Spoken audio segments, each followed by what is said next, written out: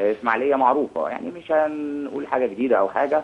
اسماعيليه بالنسبه لجمهور الاهلي احنا سافرنا كل حته بره مصر، ما هي اصعب مكان سفريه ماتش قوي لينا هو ماتش اسماعيليه. مثلا اي جمهور، مثلا الشباب هو اللي بيبقى متحمس، يعني مثلا احنا مثلا لو مثلا في حد جمهور الاهلي رايح اي حته ممكن الشباب هو اللي يبقى متحمس مثلا ان هو يهاجمك او حاجه، لكن في اسماعيليه كبير صغير عجوز راجل مثلا واقف في البلكونه، ستات ماشيين في الشوارع، الاستقبال بيبقى يعني حضرتك يعني طبعا عادي، يعني مفيش مشكله، احنا مقتنعين بالكلام ده، يعني حتى كان جمهور كوره مش بنعترض، وحتى مش عاوزين نتكلم فيه. لا انت لازم تعترض، يعني ايه ما تعترضش؟ هتروح وتتضرب من الشبابيك ومن هنا ده، يعني لازم تعترض ازاي بقى؟ وانا مأيد الدكتور رامي في اللي هو بيقوله كويس. احنا نشجع فرقتنا وهم يشجعوا فرقتهم، وبلاش يدخلوا اول كلمه يقولوها يشتموا اسماعيليه، لان اسماعيليه دي احنا بنعشقها، فيعني يا ريت يحترموها، لان المحافظه اللي هم داخلينها دي محافظه بالنسبه لنا مقدسه. فلما انت تدخل تشتم اسماعيليه يبقى انت بتشتم شعبها كله.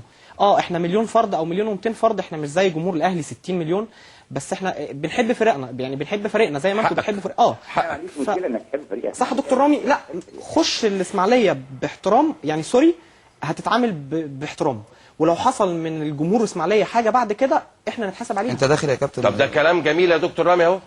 يا فندم، يعني اللي احنا سامعينه من شيتوس كلام جميل، يعني بيقول لك خش الاسماعيليه من غير ما تغلط في اهلها، ولو حصل حاجه مننا يبقى احنا نستاهل كذا. فهم اللي شافوا ان احنا كنا فاتحين والاتوبيسات اتكسرت كلها، يعني مش اتوبيس ولا ليه يا دكتور الاتوبيسات اتكسرت؟ مش عشان واحد رافع الجزمه في وشنا وبيحدفونا بالطوب وبيشتمونا اول ما داخلين البلد؟ بص الموضوع متسجل عند كابتن مدحت وموجود عنده. ما هو متسجل عشان هو متسجل يعني. طب يا دكتور رامي انا عندي فيديوهات على اليوتيوب وحضراتكم بتكسروا اتوبيساتنا في ماتش الزمالك، في ماتش الزمالك وماتش الترسانه، وتيشيرتات التراس اهلاوي هي اللي بتكسر. يعني لو حضرتك عندك ماتيريال انا عندي، لو عندك فيديوهات تكسير انا عندي. ان 100% ومليون في المية من الاهلاويه طول عمرهم يقولوا ان الاسماعيلي احلى كوره في مصر، دي مش هنختلف عليها انا وانت. انا مش بعترف. بص يكفي ان النادي الاسماعيلي يا فندم النادي الوحيد اللي على مستوى العالم ما اتغلبش على بطوله قاريه على ارضه الا في بطوله افريقيا. مين بقى؟